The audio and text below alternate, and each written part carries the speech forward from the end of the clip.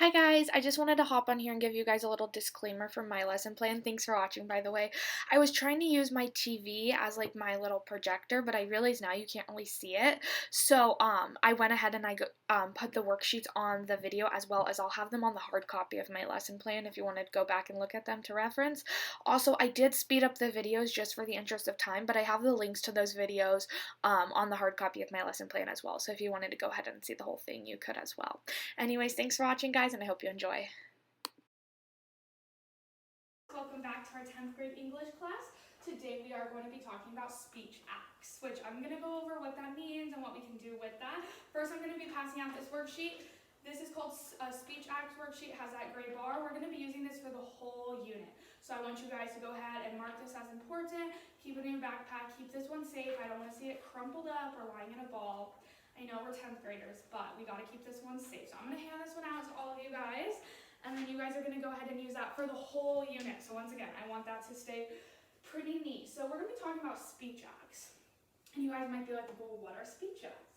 Well, speech acts are going to be defined as pattern, routinized utterances that speakers use regularly to perform a variety of functions. And I'm going to write this down, and I'm going to want you guys to go ahead, either using what I wrote down on the whiteboard or on here on the projector, and we're going to go ahead and write that down at the top of our notes. I'll give you about 30 seconds to write that down. Patterned, routinized utterances that speakers use regularly to perform a variety of functions. This is just a formal definition, more of a textbook definition, but we might see it on a test. So we're going to go ahead and write that formal definition down, and then we'll break it down. So essentially what it is just common phrases and expressions we use every day for specialized things. So as you can see on your worksheet, if you want to go ahead and flip it to the back, we have apologies, requests, complaints, and compliments. So these are just, I think we can all think of phrases and examples for apologies, requests, complaints, compliments, different phrases that we use specifically in English that mean one thing, but as we'll talk about later in the lesson, it can be totally different for different cultures, which is why this is super important. So today we're going to be focusing on apologies, and then throughout the week we'll finish up the unit and go on to the other ones, but I'm going to share 2 apologies. These are going to be different, and then you guys are going to do a think, pair, share. Think in your head, pair up with a partner, and share with them why these apologies are different, okay? So the first one, and I'm not going to say the context, and that's super important. We'll talk about that later in the lesson. The first one could be something like, person 1 over here, person 2 over here. I'm sorry I didn't clean my room last night. I got super busy. It would have just taken 5 minutes. I know, but I was playing with my friends and I really didn't want to miss out. That was the first one. And then the second one would just be in the form of a text message. I'm really sorry. I genuinely apologize for the way I treated you. Those are 2 very different apologies. Since now I'm going to have you guys do a think, pair, share, partner up, talk about what makes these 2 apologies different. And you can bring in culture, but we're going to talk about that in a little bit. So just talk about what makes those 2 apologies different, okay? Partner, partner, partner, partners, okay? Great. And if anyone needs any help, I'll be here walking around answering questions. All right, class, we're going to focus back after our think, pair, share. I heard some great discussions. You guys are all on the right track. So before we move on to like the fun activity of the lesson, we're going to talk about, so I asked you guys to think, why were those apologies different from each other? And there's actually a structure or a way apologies follow each other. And these are going to be called the little 5 different kind of rules or structure of an apology. And the first one is an expression of an apology. So when you're having a conversation with someone, physically saying, I'm sorry, or I apologize, that's really important. The next one is going to be an acknowledgement. For example, this would be, I acknowledge what I did was wrong. The third one is going to be an explanation, kind of explaining why you did it. I didn't clean my room because I was talking to my friends on the phone. The fourth one is repair. This is kind of, how are you going to fix what you did? I'm going to go clean my room right now. The fifth one is going to be non-occurrence. I promise this will not happen again. So an apology can have none or all 5 of these. A common apology probably only has like 2 or 3 of these at a time, just kind of depending on the situation. This particular first conversation actually does have all 5 of these, which is a hint. be going ahead and looking at that really quick. So, you guys all got this letter. I passed this out to you. Let's go ahead and read the instructions together as a class. So if we can actually say it in unison. 1, 2, 3. The following is a conversation between friends. Try to guess the context of the dialogue and see which of the apology structures it follows. Good job, class. I just love hearing all your beautiful voices. Okay. So I'm going to go ahead and read this. I'll be both friend 1 and friend 2, and then I'm going to call on some of our lovely volunteers to tell me what do you think the context is, and then which of these 5 structures that it follows. So, friend 1. Hi, I just wanted to apologize. I'm really sorry for saying those things about you in a moment of anger.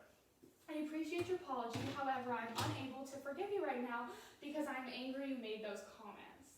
You are absolutely right. I said those things and it was my fault for saying them and spreading them around. I didn't create the rumors that came after, but I spread the mean words around, therefore it is also my fault. Why did you think it was okay to do that? I was hurt that you were ignoring me for him, and it seems like you were forgetting our friendship because you didn't text me for 3 days. I understand that, but changes still have to be made in our friendship. I'm going to stop any rumors I hear about you and tell people close to me the things I said were not true. Additionally, I promise this will not happen again. So I'm going to go ahead and call on Pearson. Can you go ahead and tell us what you think the context of this apology is? 2 friends fighting. Yeah, so these 2 friends are probably in a fight. It probably had something to do with rumors or mean words. It said you were ignoring me for 3 days, so for him, so maybe it involved a guy. So yeah, something along those lines, right? Great. So Paige, this first line from friend 1, we're only going to be focusing on friend 1 because she's the one issuing the apology. I'm assuming it's a girl. I just want to apologize. I'm really sorry for saying those things. Paige, can you go ahead and tell us which one you think of these 5 structures it would follow? I think it's an expression of an apology. That's right, because the words I wanted to apologize and I'm really sorry are both in there. Expressing I am sorry, I apologize. Great. Tammy, do you think you can go ahead and tell me what friend 1, why you think what friend 1 is following? I think acknowledgement.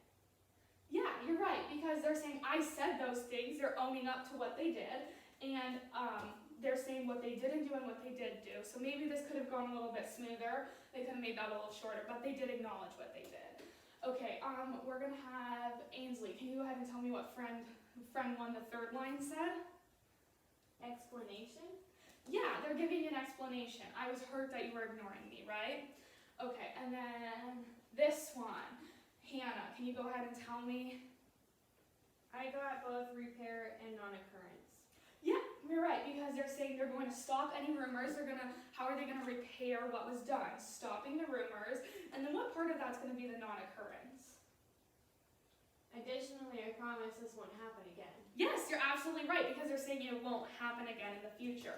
So good with that letter artifact. You guys can go ahead and keep that one if you want, or you can toss it. That one was just an example of an apology. Now we're going to do something a little fun. How many of you guys, you can go ahead and raise your hand if you've ever heard of the TV show Friends. Miss Schneider has, she loves that show. How many of you have heard of The Office? Miss Schneider also loves that show. She's a big fan of sitcoms. So we're going to be watching a clip from Friends where Joey, one of the main characters, apologizes to Ross, one of the other main characters. I don't want to get too much into context because we'll probably discuss that, but and you can probably just guess it. But yeah, we're just going to be watching a quick minute of this clip.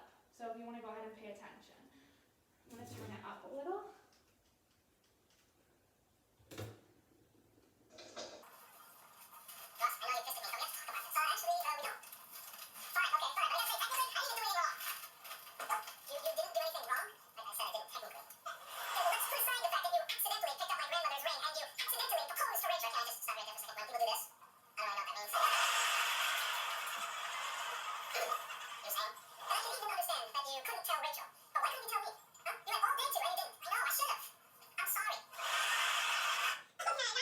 Funny. So, who can tell me which of the 5 structures of apologies were used in this? Does anyone want to go ahead and try? Jenna, do you think you can give one a try?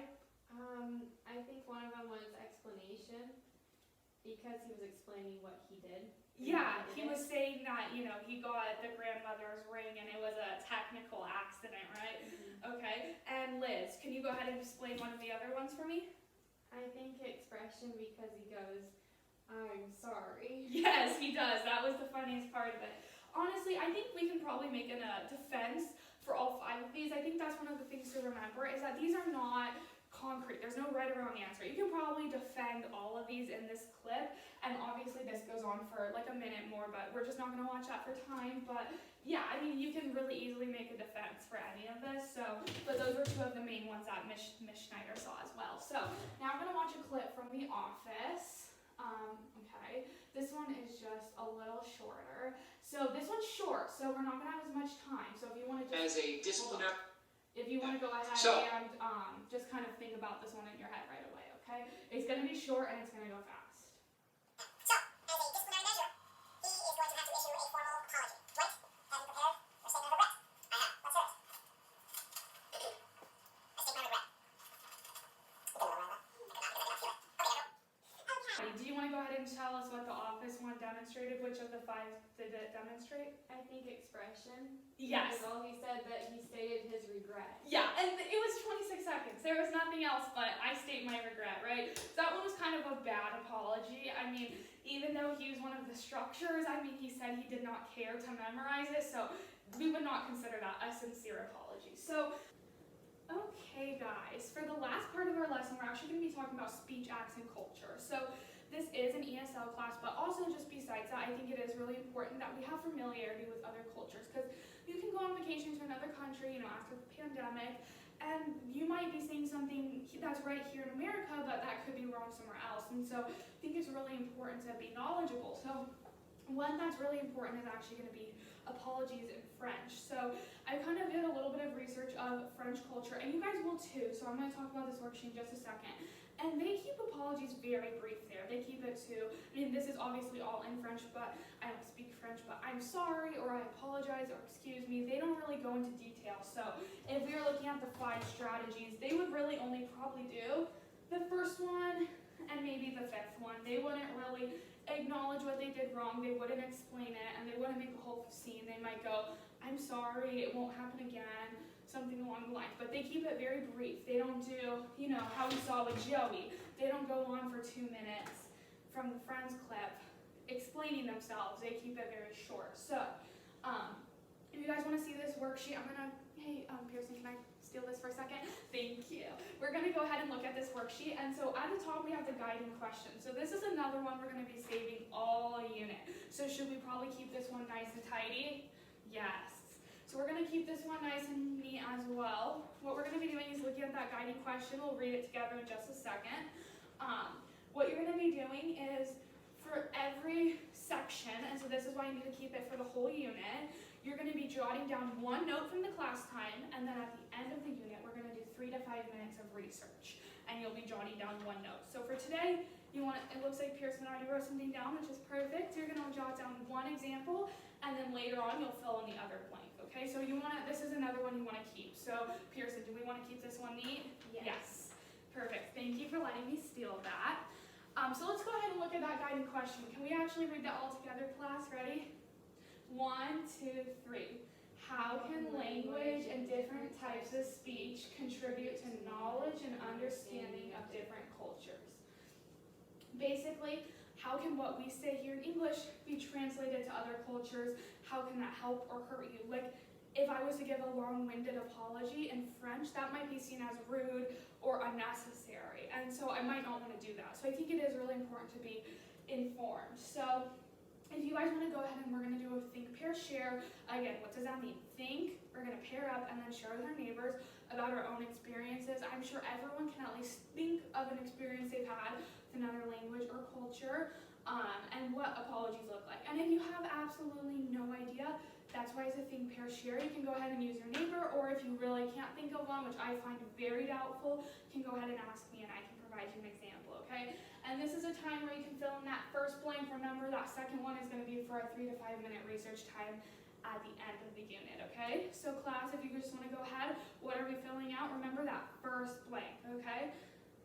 Perfect. So we're going to go ahead and do a think, pair, share. If you want to dance to your same partners, and we're going to spend about 1 to 2 minutes probably discussing that, what it looks like.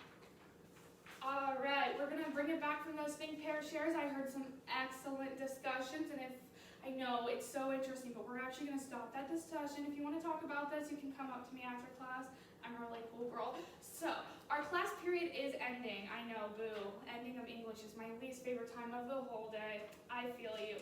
But in order for you to leave my class, we're going to do a little exit ticket. We're going to throw back to elementary school. I know we're in 10th grade. We're fancy dancing, but we're going to do a little exit worksheet.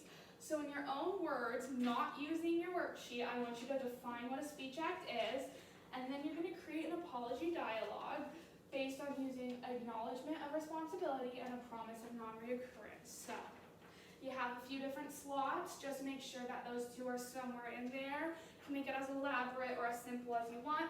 And then in order to go, you're going to turn this into me. Everyone will get points for this as long as it's filled out. You're not going to be graded on correctness, just completeness. However, if you're a little off track and you aren't quite getting the concept, I'll just have a chat with you at the next class period. No big deal, so I'm going to go ahead and pass these all out. You're going to work by yourself, all by yourself. I know you all have beautiful brains to do that. And then you're going to hand these in to me, and then you guys are free to go, okay? All right, here you go, Pearson. All right, and then remember, as soon as these are filled out, you can go ahead and leave them on my desk, and you guys are free to go. Enjoy